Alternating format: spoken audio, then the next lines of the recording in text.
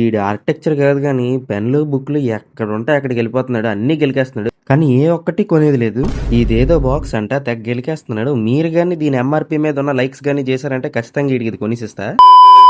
Ladies and gentlemen welcome back to the part 2 అనమాట. So last వీడియోలో మనమైతే హర్ష గాడిని యేసుకొని ఆర్బిట్ మాల్‌కైతే వచ్చేసాం. మీ అందరికీ తెలిసింది హర్ష గాడు ఒక ఆర్కిటెక్చర్ స్టూడెంట్ కాబట్టి ఇలాంటి మాల్స్ అన్ని చాలా ఎక్స్‌ప్లోర్ చేస్తూ ఉంటాడు.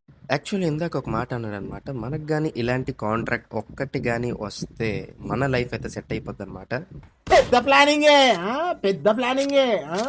సో కొద్దిగా ఇలాంటి ప్లాన్లు అయితే ముందుకెళ్ళిపోయాం అనమాట. కానీ ఏ మాటకి ఆ మాట భయ్య జనాలు మాత్రం పిసికేస్తున్నారు. దెబ్బకు మావాడైతే డైలాగ్ వేసాడండి. మీకు కానీ ఆ డైలాగ్ అర్థమైతే కొద్దిగా నాకు కూడా కామెంట్ సెక్షన్స్ లో చెప్పండి. నాకు కూడా కొద్దిగా అర్థం కాలేదు. వీడు మాత్రం మధ్యలో ఇక్కడికి వచ్చేసి ఏదో ఒక దానికోసం బాగా ఎత్తుకుతున్నాడు. ఎవరికి రా ఎవరికి కొనిద్దామని ఇంట్రెస్టింగ్ ప్రోడక్ట్స్ ఏమైనా ఉన్నాయని. ఇంట్రెస్టింగ్ ప్రొడక్ట్సా?